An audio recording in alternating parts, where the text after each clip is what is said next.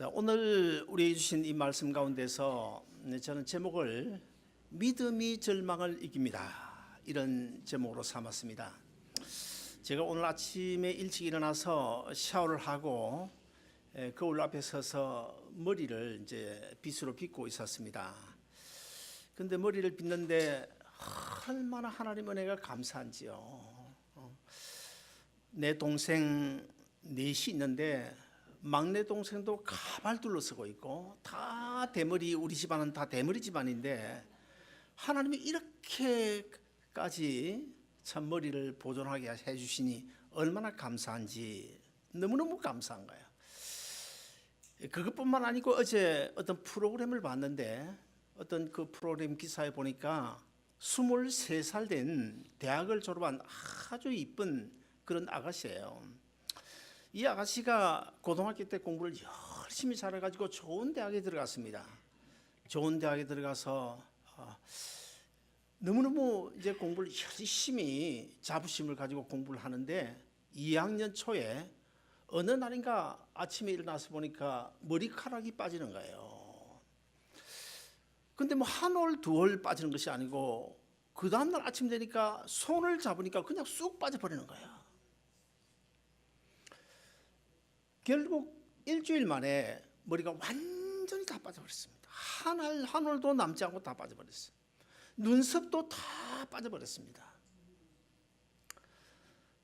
전신 탈모증이라고 그러는데 지금 한국에 그런 사람이 얼마나 많은지 몰라요. 근데 이걸 고치지 못합니다. 고치지 못합니다. 근데 이 아가씨가 그러니 얼마나 절망이 되겠어요. 정말 기가 막힙니다. 그 대학을 가발을 둘러쓰고 대학을 졸업을 했어요. 졸업을 했는데 공부를 잘했으니까 취직 원서를 여기저기 넣었는데 아주 좋은 그런 큰 재벌 그룹 회사에 필기 시험 당당히 합격이 됐어요. 가발을 쓰고 눈썹을 칠하고 그런 다음에 면접 시험을 쳤는데 합격을 했습니다. 근데 그날 밤에 전화가 왔어요. 회사에서 혹시 오늘 면접할 때 가발 쓰지 않았냐고. 거짓말 할 수가 없잖아요. 그래서 가발 썼다고. 눈썹도 좀 이상하던데 그렇게 이야기하니까 눈썹도 그린 거라고. 그러니까 그 회사에서 우리 회사는 있는 모습 그대로 면접을 해야 되는데 불합격입니다. 불합격 통보 공고를 받았어요. 다른 회사도 마찬가지입니다. 그러니 이 아가씨가 얼마나 절망이 되겠어요. 얼마나 절망이 되겠어요. 그래서 제가 어젯밤에 전신 탈모증에 대해서 좀 찾아보니까 한두 사람이 아니에요. 남자도 있고 여자도 있는데 남자는 그나마 괜찮습니다. 여자는요 정말 참 너무너무 힘들 것 같아요. 그래서 그 아가씨가 결국 자살을 기도했는데 살아나기도 살아났습니다마는 자살을 기도했어요. 여러분, 인류 역사의 가장 위대하다고 소문난 기독교 철학자가 있는데 키엘케고르라는 사람입니다. 이 사람이 이런 이야기를 했습니다. 절망이 바로 죽음에 이르게 하는 가장 무서운 병이다, 그런 유명한 말을 했습니다. 오늘 우리가 읽은 이 본문 가운데도 절망에 빠진 한 여인이 등장하고 있는데 바로 혈루증을 앓던 여인입니다.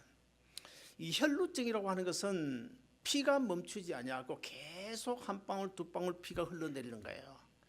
물론 여자들의 경우에는 이 자궁에서 흘러내리는 피, 그러나 이 혈루증 그러면 사실 피가 응고되지 아니하고 흘러내리는데 요즘에도 이것이 치료가 안 된다 그래요. 치료가. 근데 이 여인이 이 혈루병에 걸려 가지고 얼마나 절망에 빠진다는지, 뭐 고침을 받을 수가 없으니까 결국 그래서 그녀는 정말 죽지 못해 사는 그런 날을 하루하루 보내고 있었습니다. 이 여인이 절망에 빠질 수밖에 없었던 두 가지 중요한 이유가 있습니다. 첫째는 요즘도 그렇지만 그 당시로서는 이 혈루증, 유출병이라고 그러는데 이것은 절대로 고칠 수 없는 불치병이었습니다. 그래서 오늘 본문에도 기록되어 있지만 이 여인이 이 병을 고치기 위하여 이 의사도 찾아가 보고 저 의사도 찾아보고 근데 고치지는 못합니다. 그러다 보니까 가지고 있던 돈도 다 허비했다고 오늘 본문이 기록하고 있는데 그러니 뭐 얼마나 절망감에 빠지겠어요. 그 다음에 두 번째 절망에 빠질 수밖에 없는 이유가 있는데 구약 성경 레위기서 15장에 보시면 두 가지 병, 그러니까 일반 사람들과 격리 수용되어져야 될 두 가지 병이 있는데 첫째는 문둥병자고 두 번째는 바로 오늘 본문에 나오는 혈루병자입니다. 이 혈루병자와 문둥병자는 사람들과 사이와 격리되어져 가지고 저 예루살렘 성 밖으로 쫓겨나서 평생 그 병을 고칠 때까지 가족들도 만나지 못하고 격리되어서 수용되어야 되는데 그러니까 뭐 이 여인의 경우 얼마나 절망스럽겠어요. 그러던 어느 날 하나님의 아들 예수님이 이 동네를 지나간다는 소식을 들은 거예요. 그런데 그것도 하나님의 아들 예수님이 많은 병자를 고쳤는데 못 고칠 병이 없다. 그분에게 가면 병을 고친다. 그런 소식을 듣게 됩니다. 그래서 이 여인이 사실은 이 유출병, 혈루병에 걸렸기 때문에 사람들 앞에 나서질 못합니다. 잘못하면 돌에 맞아 죽을 수 있습니다. 그래서 예수님 앞에 당당히 나가지 못하고 사람들 틈에 끼어가지고 저 뒤로 돌아가서 살짝 말도 못하고 예수님 옷자락을 만지게 됩니다. 그런데 그 순간 놀라운 기적이 일어나서 그 유출병, 혈루증이 고침을 받는 이런 사건이 오늘 본문 내용입니다.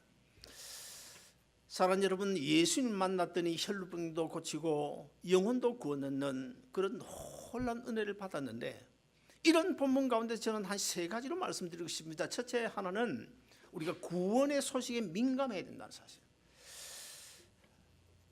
자, 오늘 이 본문에서 이 혈루병 환자가 고침을 받은 그 당시 어떤 시대에 있을까요? 예수님께서 3년 공생을 시작하고 마지막 가장 절정기에 있었던, 그래서 수많은 병자를 고치고 또 그 소문이 여기저기 널려 퍼져 있던 그런 상황이었습니다.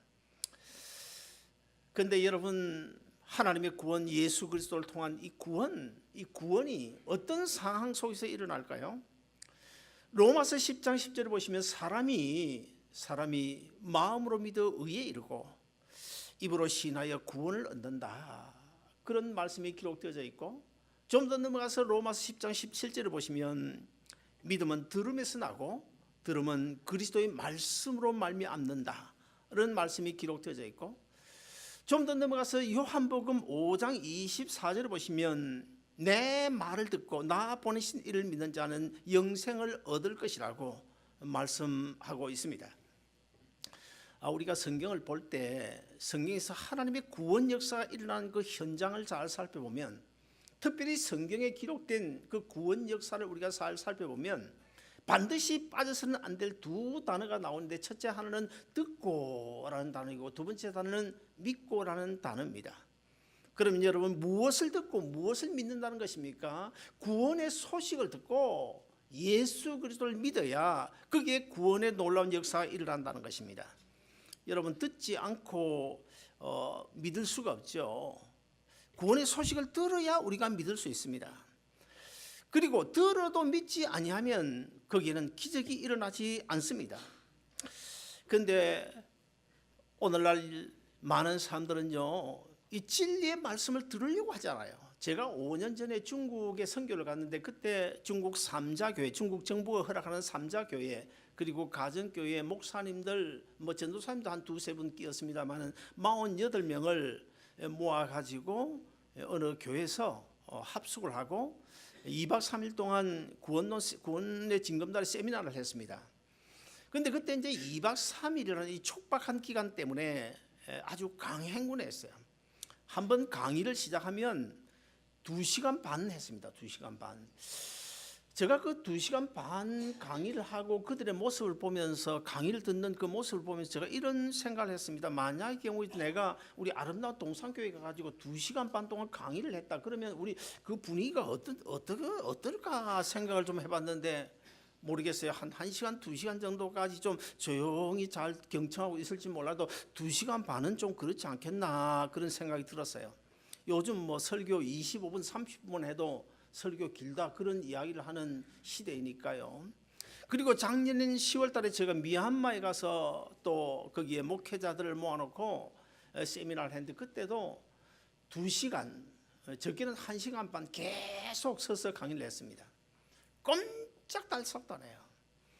이 구원의 소식 진리의 말씀을 듣기 위하여 그냥 완전히 그 강의에 올인하고 있는 집중하고 있는 그런 모습들을 보면서 우리 한국 교회나 아니면 미국 사회는 너무 말씀이 홍수 아닙니까? 길거리에 널려져 있는 것이 홍수잖아요.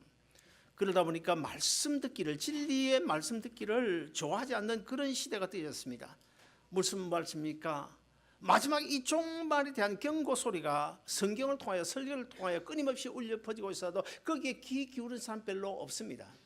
복음에 민감하지 않아요. 구원의 소식에 민감하지를 않습니다. 그러나 오늘 본문의 주인공 이 헬루증 앓는 여인은 구원의 소식에 민감했어요. 그래서 그 소식을 귀담아 듣고는 그 마음속에 이분은 바로 하나님의 아들이 아니신가? 이분은 바로 온 우주 만물을 창조하신 하나님이시지. 그렇다면 내 병도 고칠 수 있을 거야. 그런 믿음을 가지고 예수님을 찾아가서 예수님에게 나를 구원하소서 호산나 다윗의 자손이 이렇게 소리는 안 질러도 소리로 지를 수가 없죠. 뒤로 살짝 가서 그냥 옷자락 만졌는데 하나님의 놀라운 그 예수 그리스도를 통하여 놀라운 능력이 임하고 그 유출병 혈루증을 고침받는 이런 놀라운 사건이 일어났습니다.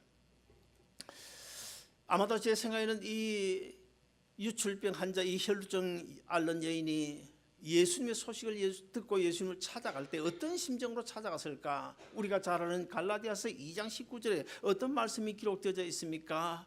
내가 율법으로 말미암아 율법에 대하여 죽었나니 이제는 하나님을 향하여 살려 함이니라. 아마 사도 바울의 갈라디아서 2장 19절 그런 심정을 가지고 주님 앞에 나가지 않았을까? 내가 혈루증으로 말미암아 혈루증에 대하여 죽었나니 이제는 그 예수 그리스도를 통하여 살려 함이니라. 이런 마음으로 나아갔을 것입니다. 사랑하는 여러분, 누가복음 17장에 보면 10 문둥병자가 나오죠. 예수님 만나 고침을 받았습니다. 그 10 문둥병자도 구원의 소식에 민감했어요. 그리고 2장 더 넘어가서 누가복음 17장에 나오는 삭개오도 구원의 소식에 민감했습니다. 어떻게든지 예수님을 만나야겠다. 구원의 소식에 민감해가지고 어떻게 했습니까? 뽕나무에 올라가서 결국 이제 예수를 만나 구원을 얻는 놀라운 사건이 거기에 기록되어져 있지 않습니까? 사랑하는 여러분, 우리는 내가 안고 있는 질병뿐만 아니고 비즈니스를 하면서 직장생활을 하면서 아니면 가정에서 어떤 어려운 문제를 만났을 때 절망이 될 수밖에 없는 그런 상황임에도 불구하고 오늘 본문의 여인처럼 구원의 소식에 민감해야 돼요. 나를 고쳐줄 사람이 누가 있을까? 내 병을 고쳐줄 사람, 내 비즈니스 회복시켜 주실 능력의 소유자가 누굴까? 결국 주님밖에 없다는 사실을 우리가 알아야 됩니다. 우리가 어려운 문제를 앞에 가놓았을 때 우리는 흔히 친구를 찾습니다. 부모, 형제를 찾습니다. 그러나 친구, 부모가 해결해 줍니까? 잠깐 해결해 줄 수 있지만 영원한 버팀목, 영원한 해결사는 되어주지 못합니다. 우리는 주님을 찾아야 됩니다. 왜 그렇습니까? 이 온 우주 만물을 창조하신 분이시고 그 우리 주님이 창조하신 이 땅에서 비즈니스를 하고 있고 이 땅에서 직장생활을 하고 있고 이 땅에서 질병이 생겼기 때문에 결국 모든 일의 근원은 바로 하나님께로부터 날 수 있기 때문에 우리 예수 그리스도를 찾아야 여러분이 안고 있는 모든 문제가 해결될 줄로 믿습니다. 둘째로 오늘 본문에 보시면 나의 믿음과 나를 향하신 주님의 시선이 일치될 때, 주님의 뜻이 일치될 때 거기에 놀라운 구원의 역사가 나타나게 되는 것입니다. 우리 다 같이 오늘 본문 27절, 28절을 같이 한번 읽어보시겠습니다. 같이 읽습니다. 시작. 예수의 소문을 듣고 끼어 그의 손에 옷을 대니 이는 내가 그의 옷에만 손을 대어도 구원을 받으리라 생각함이로라. 그의 옷에만 손을 대어도. 그러면 이 혈루증 앓는 여인이 어떤 호기심 가지고 예수님의 옷자락을 만졌을까? 아니라는 거예요. 내가 예수님의 옷에 손만 대도 반드시 나을 거야, 내 병이 나을 거야 라고는 그 믿음이 그 마음속에 싹트고 있었고, 그 싹트고 있던 믿음이 확신으로 나타났고, 그 확신이 행함이 있는 믿음으로 나갔기 때문에 예수님의 옷을 만진 것입니다. 그래서 그녀는 아마 필사적으로 예수님께 달려갔던 것 같습니다. 마음속에 품은 믿음, 이 믿음을 그대로 그냥 보관만 하고 있으면 거긴 절대로 기적이 일어나지 않습니다. 우리가 흔히 그렇지 않습니까? 제가 구원론 할 때 이 믿음의 과정을 단계를 세 단계라고 설명했습니다. 첫째 하나는 우리가 마음으로 믿는다. 마음이 뭐냐? 지정의 인격의 3요소가 활동하는 공간이다.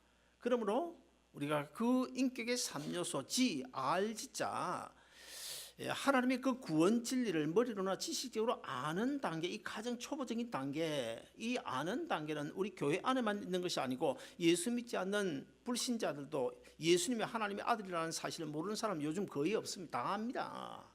그것 가지고는 우리가 구원의 기적을 맛볼 수가 없어요. 거기서 한 단계 더 나가야 되는데 지정의, 정의 단계, 깨닫는 단계입니다. 예수님이 지신 그 십자가 바로 나를 위하여 지신 십자가지. 그러므로 내가 저분 예수님 믿으면 내가 구원 얻을 수 있어. 깨닫는, 내가 죄인임을 자각하는 그런 정의 단계. 이 정의 단계에 나간 우리 한국 교인들 너무 많아요. 이 정의 단계에 나가면 어떤 현상이 벌어지는 아십니까? 금요일 저녁 교회 오면 우리 호산나 찬양팀이 참 은혜롭게 찬양할 때 나도 모르는 사이에 눈물이 나옵니다.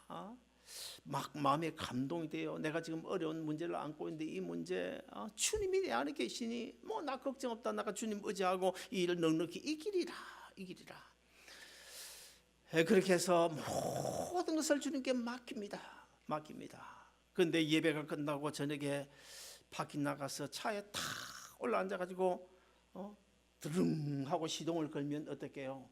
지금까지 잠시 잊어버렸던 걱정 근심거리가 가득 몰려오면서 내가 언제 찬양하면서 눈물 콧물 흘렸던가, 언제 내가 주님 앞에 그 모든 문제를 맡긴다고 했던가.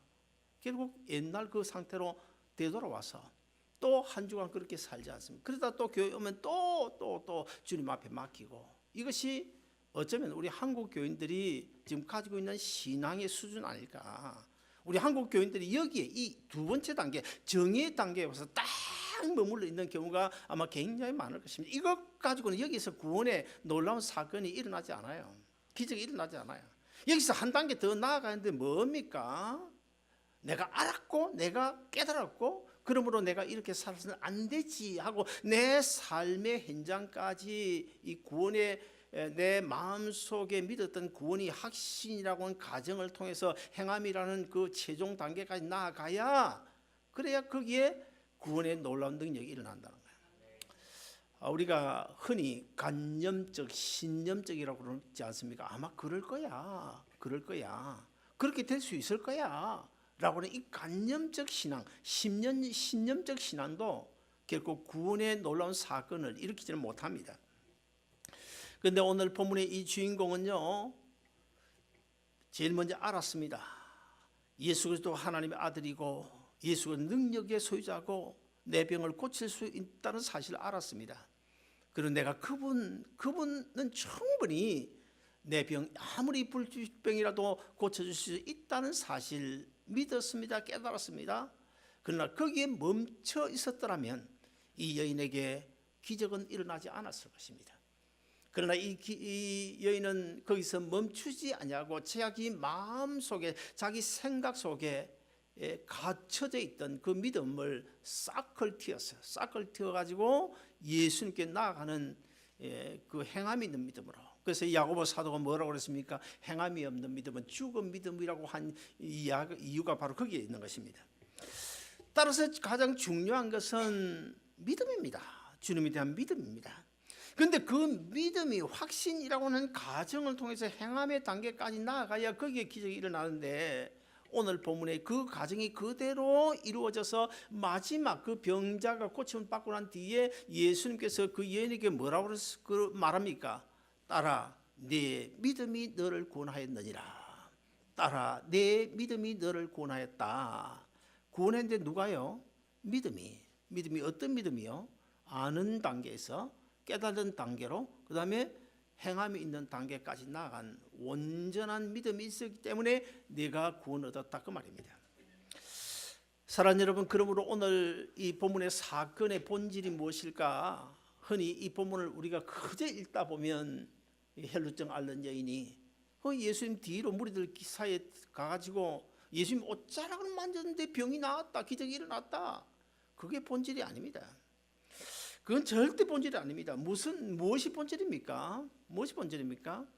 그 여인이 행함이 있는 온전한 믿음을 소유하고, 그리고 예수님께서도 그 혈루증 앓는 여인의 병을 고쳐줘야 되겠다고 하는 그 예수님의 시선이 그 여인의 믿음과 부닥칠 때, 플러스 마이너스가 전기가 부닥치면 거기에 뭐 스파크가 일어나든지 전기불이 들어오지 않습니까? 그와 똑같이. 그래서 제가 간혹 이야기하는 것이, 우리가 기도를 하되 하나님의 뜻을 찾아가는 것이 기도다. 그러기 위해서 우리가 어떻게 해야 될까요? 그러기 위해서는 우리는 먼저 나를 향하신 하나님의 때, 하나님의 그 계획하신 뜻을 우리가 찾아가야 되고, 그리고 하나님께서 이 문제에 관심을 가질 수 있도록 우리가 제일 먼저 십자가 밑에 찾아가서 부복하고 하나님을, 예수 그리스도 사모해야 됩니다. 예수님 만나기를 사모해야 됩니다. 그리고 나서 두 번째는 오늘 본문의 여인처럼 지금 내가 안고 있는 이 문제를 해결해 주실 분은 하나님의 아들 예수님밖에 없다. 이분 내가 믿으면 구원 얻는다 라고 하는 그런 믿음을 가지고 우리가 기도하고 주님 앞에 나가야 된다는 것이, 그래야 놀라운 기적의 역사가 일어나는 줄로 믿습니다. 마지막 세 번째로 이 구원 얻은 사람은요, 신앙 고백이 삶의 행위로 나타나게 되어져 있습니다. 예수님은 오늘 본문에 보시면 자신의 능력이 그 여인에게 나갔다고 하는 사실을 알아요. 그런데 자신의 능력이 나갔다고 하는 사실을 알면서 그 다음에 제자들에게 묻습니다. 누가 내 옷에 손을 떼었느냐? 그러면 여기서 예수님이 자기 안에 있는 능력이, 병 고친 능력이 나간 것은 알았는데 자기 옷에 손을 만진 사람이 누군지를 몰랐을까요? 어떻게 생각하십니까? 모를 수가 있나요? 알았죠. 그런데 왜 제자들에게 묻습니까? 내 옷에 손을 댄 사람이 누구냐? 왜 묻는 것입니까? 그 여인으로 하여금 신앙 고백을 듣기 위해서. 사랑하는 여러분, 우리가 신앙생활 할 때는 이 신앙 고백이 굉장히 중요합니다. 그리고 성경에 보면 예수님께서 여러 사람에게 이 신앙 고백을 요구하신 적이 들어 있습니다. 가장 이제 우리가 잘 알고 있는 그 신앙 고백 사건이 어디입니까? 마태복음 16장에 보면 예수님께서 제자들에게 세상 사람들이 나를 누구라 하느냐, 이런 질문을 해요.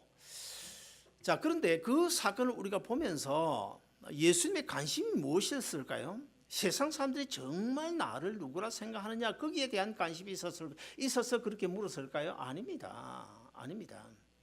세상 사람들이 어떻게 나를 생각하고 있는지 예수님이 다 알고 계셨습니다.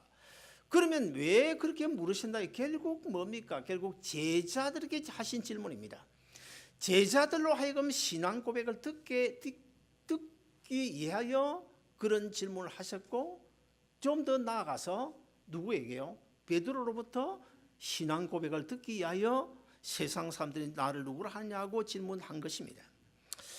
그래서 우리가 신앙 고백, 하나님의 은혜를 체험하면 반드시 신앙 고백과 간증이 있어야 됩니다. 우리 주님은 그걸 원하십니다. 그래서 내가 경험한 그 기적을 통하여 경험한 어떤 병 고침이나 아니면 어떤 우리 삶 속에서 일어나는 그 기적은, 하나님의 기적은 우리가 반드시 간증이 필요하고 하나님에 대한 신앙 고백이 필요한 것입니다. 사실 그 여인은 피를 흘리는 혈류증 환자로서 사람들 앞에 대중 앞에 나갈 수가 없습니다. 잘못하면 돌에 맞아 죽을 수밖에 없는 그런 상황입니다.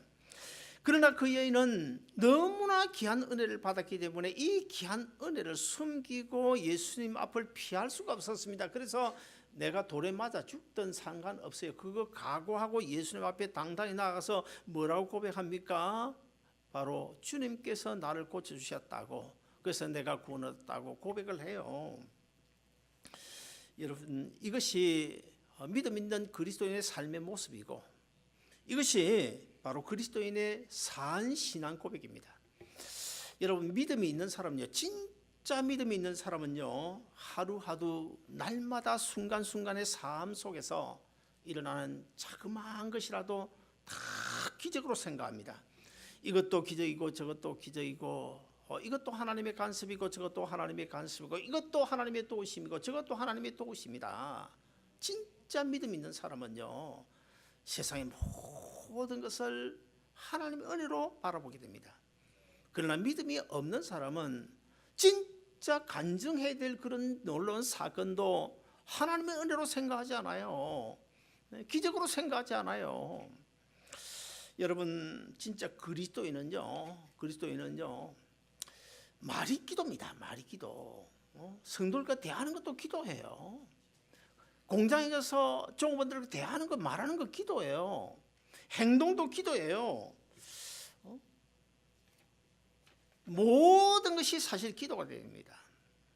아침부터 저녁 잠자리 들 때까지, 심지어 잠자는 시간조차도 하나님 앞에 기도하는 시간이 돼요. 꼭 무슨 말을 해서 기도하는 것이 아니라, 하나님, 내 아버지 맞지요? 내가 하나님 자녀 맞지요? 이런 문제 있는데요, 오늘 또 이런 어려운 문제 일 해결해야 되는데요, 이게 기도입니다. 이게 기도. 여러분, 우리 그리스도인은요, 말하는 것도 기도가 돼야 되고, 생각하는 것도 기도가 돼야 되고, 행동하는 것도 기도가 돼야 됩니다. 그래야 하나님이 복 주십니다. 은혜 주십니다. 사랑하는 여러분 모두 이 말씀의 길을 기울이며 살아야 됩니다. 구원의 소식에 민감해야 됩니다. 그리고는 언제나 나의 뜻과 나의 믿음과 나를 향하신 주님의 시각이 일치될 수 있도록 우리 십자가 밑에 나가서 깊이 부복하고 주님 만나기를 사모해야 됩니다. 그래야 거기에 기적이 일어납니다. 그리고 언제 어디서나 지금도 여전히 살아계셔서 내 삶 속에 역사하시는 하나님, 그 주님을 간증하고 신앙 고백할 수 있는 그런 자세가 우리 몸에 완전히 배셔야 됩니다. 그래서 이것도 은혜고 저것도 은혜고. 여러분, 아까 내가 이야기했지만 우리 여기도 뭐 머리가 약간 벗겨진 분들이 있는데 걱정하지 마세요. 하나님은 은혜입니다. 만약에 그 전신 탈모증 환자처럼 하나도 없다, 눈썹도 하나 없다 이러면 어떻게 할 겁니까? 어떻게 할 겁니까? 하나님은 은혜예요, 은혜. 아무쪼록 하나님 주신 이 은혜, 오늘 본문의 주인공인 혈루증 환자처럼 언제나 하나님의 은혜를 사모하고 또 하나님 주신 은혜에 감사하며 힘있게 능력있게 그렇게 살아가시길 주의 이름으로 축원드립니다. 기도하겠습니다.